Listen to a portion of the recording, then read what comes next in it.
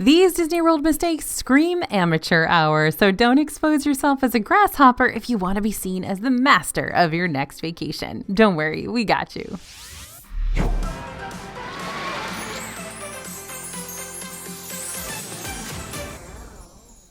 Hey everybody, it's AJ for Disney Food Blog. So mistakes happen, and unless you're a perfect human, which let's be honest, none of us are, you're bound to make a mistake or two during your Disney World vacation. I make a lot of them. While most mistakes might be a slight hiccup, but nothing more than that, others might really throw you for a loop, and the rookie mistakes are often the ones that hit you the hardest in Disney. So we're going to warn you about top rookie mistakes that we've seen happening in the parks recently, so you know what to be on the lookout for and how you can hopefully avoid getting derailed by them once you're there. Don't believe everything you hear on the internet, folks, because it's not all true. That's good advice in general, not just for Disney vacations. Sometimes rumors can revolve around a major ride re-theme or a new hotel in the works, or even something really bizarre like getting a colonoscopy inside the parks. No, really, we've seen that pop up on our socials a few times now, and it's definitely just a silly joke that stemmed from a parody site, but can you even imagine? When you come across a piece of Disney news that seems pretty out of the blue or just sounds fishy to you, come do a fact check with us and we'll let you know what's real and not real. We've got DFB reporters in the parks and on the Disney Authentic news sites daily, so if you stumble upon a fresh rumor that even we haven't heard down the grapevine just yet, we can send out our team of reporters to go track down the truth for you. Then we post said truths on all our DFB sites, as well as through our free DFB newsletter. But other than just taking our word for the truth, be sure to go directly to the mouse's mouth if you want all these rumors straightened out, because if Disney hasn't posted anything about a major change or announcement, then it's more than likely not canon yet, or may never become canon ever. Before you say anything, longtime DFB subscribers, I know we've talked about this before, but this mistake is still as relevant today as it was yesterday and the day before that and the last 15 years. You must, absolutely must, take breaks during your Disney World vacation if you don't want to run out of steam. It doesn't matter if you're taking a weekend vacation or a 2-week getaway. Your park day is going to force you to be on your feet, walking thousands and thousands of steps in potentially really hot weather for hours on end. So when you don't listen to your body and you push past that little parched voice in your head demanding water and rest, then you're bound to make yourself sick or exhausted or sore or cranky or all of them. So where do our DFB reporters go when they need a little R&R inside the parks? Recently, Epcot opened that giant Communicore Hall area that'll someday house a plethora of festival offerings once the next Food and Wine Festival starts back up on August 29th. At least we hope so. But for now, the Communicore Hall is a decent spot to grab a seat, get out of the sun, and take a breather before getting back into the thick of the park. In Magic Kingdom, the Liberty Square Riverboat Dock is something of a quiet oasis. We're not talking about the front, though. You have to go around back to track down said oasis. Down underneath the loading area, there are a couple of benches that are almost always in the shade. Plus, this spot has a great view of Haunted Mansion and Tom Sawyer's Island. And in both Animal Kingdom and Hollywood Studios, I always recommend finding time in your park schedule to watch one or more than one of the indoor live performances taking place in the parks, since they're going to provide you with seats and AC and quality Disney entertainment. Win-win-win. This includes Finding Nemo, The Big Blue and Beyond, and Festival of the Lion King inside Animal Kingdom, as well as the Frozen Sing-Along Celebration in Hollywood Studios. Now, Studios will also be introducing another new live indoor show later on this fall called The Little Mermaid, a musical adventure, which will be based on the cartoon version of The Little Mermaid and include classic songs from the film like Part of Your World, Kiss the Girl, Poor Unfortunate Souls, and a bunch more.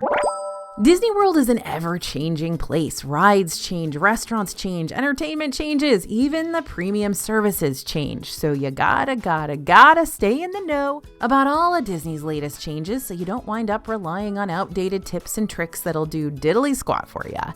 One of the biggest changes that's been happening in the Disney World scene as of recently is the banishment of the always controversial service Disney Genie Plus. Yep. When I talk about outdated tips, I'm talking about our own DFB tips from the past too, because all of our old Genie Plus videos are now strictly for historical purposes. But even with Genie Plus going away, that doesn't mean we're about to see the end of lightning lanes. Disney's new premium line bypassing system, multi-pass and single pass, will still use lightning lanes, but instead of incorporating the Genie Plus tricks of the trade, the new system will mimic an old friend of ours, FastPass Plus, which we were used to using before the pandemic shutdowns of 2020. So here's the quick breakdown for you of these new services. I won't give you the full rundown because we've got other points to talk about today, but you can always scan the QR code you see on the screen now or head over to disneyfoodblog.com/multipass to pick up a way more detailed and totally free guide for how this new service is going to work during your next visit. Biggest change for multipass single pass is that you'll be able to book some lightning lanes before your trip kicks off instead of having to wait until the day of to book them all one at a time. Disney's also bringing back the tier system that was introduced with FastPass Plus. So when making Lightning Lane multipass selections in advance, you'll be able to choose one experience from Tier 1, those are the more popular rides, and 2 experiences from Tier 2. If you do not choose the experience from Tier 1, you can select 3 from Tier 2. Animal Kingdom is the outlier here because it doesn't have a tier system, so you can select any 3 experiences from the Lightning Lane list except for Flight of Passage, which is a single pass ride. Now, single pass rides are still very similar to what we had with individual lightning lanes, where you'll pay for lightning lanes for the most popular rides in the parks at a separate price point from all the others. The main difference with single pass now is that you can book these lightning lanes ahead of your trip too. At the same time, you can start booking your other multi-pass selections. I know, lots of words spewed at you right there, but for the most part, I think this should be a less complicated system than Genie Plus. Hopefully. You can only hold up to 3 selections at a time, and your first 3 selections made before your visit must be made for the same park. Once you use one of your pre-selected experiences, however, you'll be able to book another one. We're still learning about this new system too, so we'll continue to let you know when we stumble upon new Lightning Lane tips and hacks as we continue to use it inside the parks. If you want to keep up to date with the newest Disney Park souvenirs all year round so you know what to be on the lookout for during your next visit, we'll hit you with all the biggest souvenir drop info during our weekly latest news updates right here on our YouTube channel. For real, we dedicate a whole section of those videos solely to all things Disney merch because we know how much y'all love to window shop even before you get to the parks. Latest news videos go live every Saturday around 10:30 a.m. Eastern, so stay tuned to learn more about the Disney 411. So this is just an excuse for me to talk about the latest Disney souvenir craze that's sweeping across the parks right now because I so don't want you overlooking it if you're into this sort of stuff. Everyone, I'd like you to meet the latest and greatest Disney souvenir, customizable plush character headbands from Disney Ever After. Now, if these little guys already look familiar to you, that's because they're not necessarily new. They're already super popular at Hong Kong Disneyland. And just recently, they've made their appearance in several Disneyland gift shops over in Anaheim as well. But now you can find them in Florida too, in Disney Springs. Now, for me personally, they're kind of cute, but they're also kind of scary. Like it's giving Mad Max to me, and you're sporting around the heads of the characters you just decapitated in some sort of epic showdown. But that's not what it's meant to be. It's meant to be really cute and a fun way to show off your favorite characters in a big soft charm bracelet that you wear in your head sort of way. The headband base is $9.99 and each plush character is $11.99. Disney does say there's a limit of 2 headbands per person and the plush characters are limited to 3 per style per person because they're so stinking popular right now. So how do these work? Velcro. That's how. Each character has a Velcro base. You simply slip around the headband itself and voila, you've got yourself a newish type of customizable souvenir to sport around the parks. Asking Disney not to break my heart, but they keep doing it. Disney is notorious for changing their snacks, even when we specifically ask them not to. Just kidding, sort of. I really miss you, Sleepy Hollow waffle sandwiches. But Disney doesn't change up the snack game to bully us, even though it feels like it sometimes. More often than not, Disney's got a pretty specific reason for either changing a snack recipe or getting rid of a snack entirely. This could be because of supply chain issues, like we saw happening with Pog Juice there for a while before that whole situation straightened out. Financial issues, like we saw when a lot of Disney restaurants and festival booths post-COVID closures had to modify their menus. Efficiency, which is what happened to our poor loaded burnt end fries from Regal Eagle Smokehouse. Apparently these fries came about when Disney needed a way to use up the extra burnt ends from the brisket. But now that the team at Regal Eagle has honed in on the amount of brisket they need to prepare each day, they've gotten to the point where they no longer really need to produce excess burnt ends, and several other reasons too, sometimes even for the sake of experimentation. While some Disney snacks might never return or go back to the way they were before, that doesn't mean all snack changes are ones we need to be afraid of. For example, the brand new barbacoa nachos that popped up over at, of all places, the Smiling Crocodile kiosk in Animal Kingdom are legit. These are made with barbacoa beef on tricolor tortilla chips, topped with queso cheese, lime crema, topped with queso, lime crema, and pico de gallo, all for around $10. Last summer, the Lunching Pad introduced a Mike Wazowski cake, and it was a bit of a melty disaster, but when they brought it back this summer, they worked out the kinks, and now he's kept intact. And let's not forget about the snacks we thought we might never see again, but came back to us just as tasty as we remember them being, like my glorious prime rib sliders from Cruise Cup Lounge and Disney's Yacht Club,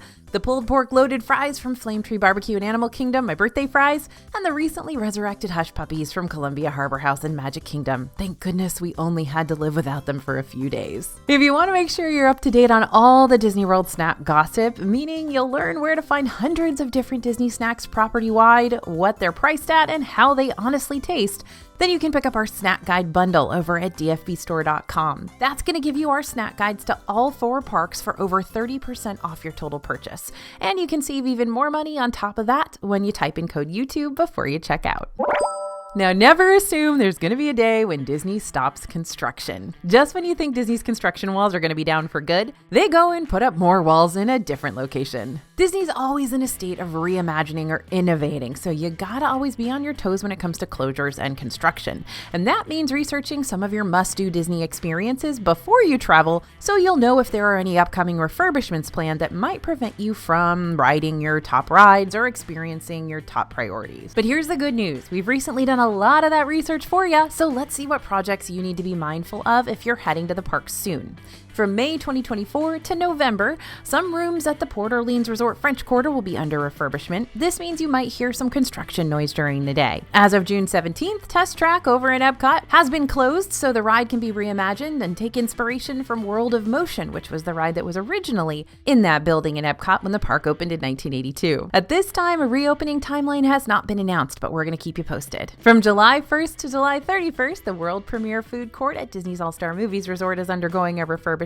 While the dining area is receiving a facelift, you can still take advantage of the food offered by the food court by using the My Disney Experience app to order. The mobile order menu will only offer select items during the refurb, though. Peter Pan's Flight in Magic Kingdom closed for refurb on July 8th, 2024, and now has an anticipated reopening date of August 21st. Bay Lake Tower at Disney's Contemporary Resort is set to undergo a lengthy refurbishment from September 2024 to September 2025. While the resort will still be available to book, rooms may be limited. While the Polynesian Village Resort remains open to guests, areas are currently being renovated to include new Disney Vacation Club villas, restaurants, and even new recreation offerings. The Disney Vacation Club villas are expected to open on December 17th, 2024, and one immediate effect of this construction is that the walkway between the Polynesian and Grand Floridian is closed still, so you'll need to take the monorail in the meantime. The Cake Bake Shop and Blue Ribbon Corn Dogs are still underway over at Boardwalk Inn, though Disney is still telling us these will both be open sometime in 2024. Frozen Ever After will be closing for refurbishment on November 2nd, and is slated to reopen on November 7th. So if you are going at the beginning of November, just kind of keep that in mind. The Fantasia Pool at Disney's All-Star Movies Resort will be closed from January 2025 to April 2025. While it's closed, you can still swim in the Duck Pond pool, as well as the feature pools at the neighboring All-Star Resort hotels. Now finally, and this is that big one, from January to June 2025, Stormalong Bay and Shipwreck Pool will be closed at Disney's Yacht and Beach Club for routine maintenance. During the closure, you're still welcome to swim at the Tidal and Admiral and Dunes Cove leisure pools, but you're not going to get that mini water park experience during that time. Keep in mind that these aren't all the construction projects Disney's working on, nor will it be the last of the construction projects announced. So always check for closures and construction ahead of time to keep yourself from getting bamboozled when you arrive. I know you're sick of all the virtual queue talk, but ignoring VQs isn't going to make them go away, so we might as well attack the biggest problems we're having with them head on. At the time of writing this script, Tron Light Cycle Run and Tiana's Bayou Adventure both have a free virtual queue that opens at 7 a.m. and 1 p.m. each day. So does Guardians of the Galaxy over in Epcot, but we're not going to talk about that one right here. Now, here's the problem with Tron and Tiana. You can still only hold one virtual queue at a time, so if I pick up a virtual queue for Tiana at 7 a.m., I can't immediately turn around and grab one for Tron as well. Well, yes, there is another virtual queue drop time at 1 p.m. where you can try getting to that second virtual queue for the other ride. You still have no way of really knowing when you're going to get called back for your first virtual queue, so you may still not be eligible to grab that second one at 1 p.m. Let me give you a quick example. Let's say I successfully entered the Tiana's Bayou Adventure queue right at 7 a.m. Score. After this successful attempt from yours truly, I'll receive a boarding group number that determines my place in line. Now, I could be placed in one of the lower group numbers and get an early return turn time, but I could also be in group 60, 70, 80 plus, and if that's the case, I very well may not be called back to ride this ride until past the 1 o'clock hour. And since I could still be in a virtual queue around that time, I'll have to skip over my chance at entering Tron's virtual queue. It's not my favorite system ever, I'll admit, but the good news is Disney has previously shared that they're not planning on using a virtual queue for Tiana's Bayou Adventure for too long. So we're hoping to see a regular standby line for it open up in the near future. In the meantime, if you want to guarantee a ride on both of these new attractions, and you're not planning on having multiple Magic Kingdom days or using park hoppers during your visit, then you'll definitely want to look into that new Lightning Lane system that Disney's been rolling out. While Tron's Lightning Lanes can be selected through a single pass purchase, you can actually book a Lightning Lane for Tiana's with your multi-pass purchase. Lightning Lanes can be pre-selected 7 days before your trip if you're planning on staying at a Disney-owned hotel, or 3 days before your trip if you'll be staying off property. Now, if you don't know what I'm talking about when I say multi-pass and single pass, don't worry, we've got a video for that. To learn more about how these new Lightning Lanes work around the parks, be sure to check out our latest multi-pass, single pass video titled Major Genie Plus Changes in Disney World, now live on our YouTube channel. Back in the day, Tinkerbell was everywhere in Disney World. In fact, now get ready for a major Tinkerbell callback here. She used to live in a gift shop called Tinkerbell's Treasures in the Magic Kingdom Fantasyland. Each morning, a gift shop cast member would choose a child to be given the responsibility of waking up the little rambunctious pixie, and the child would then ring a bell to wake up Tink, who would soar around the top of the shop in a quick series of sparkles and jingles. She'd land in a chest behind the register, appearing briefly to say hello before fluttering off to tend to her pixie duties for the day. But Tinkerbell's Treasures closed in 2010 to make way for the Castle Couture gift shop, and Tink disappeared along with it. But that's not the only place Tink has gone MIA. Tinkerbell no longer does regular meet and greets either, and hasn't since before the pandemic. Again, there are lots of speculations about why Tinkerbell hasn't been showing up in Pixie Hollow with her other Pixie friends or Town Square Theater in Magic Kingdom for the past few years, but rest assured, Tinkerbell hasn't completely been taken away from the parks. You can still find her on her own float during the Festival of Fantasy Parade. She still makes quick appearances during Mickey's Filler Magic. She still sprinkles around her pixie dust throughout the queue and ride for Peter Pan's flight, and most importantly, you'll still catch her flying down from Cinderella Castle during the Happily Ever After finale. You just aren't going to find her in a setting at the moment where she gives hugs and signs autographs, but we'll let you know if that ever changes in the future.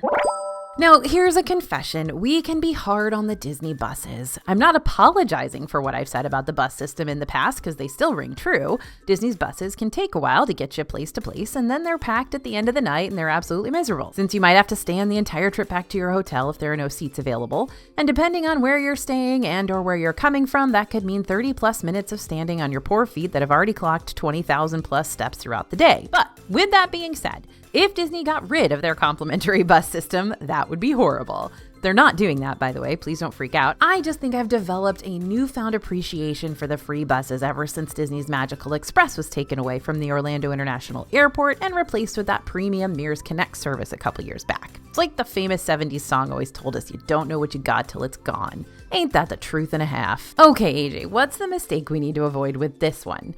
Well, I've seen folks do everything in their power to avoid taking the Disney buses just because they're afraid this service is going to make them late for a reservation, or because they know how crowded they can be toward the beginning and end of the day.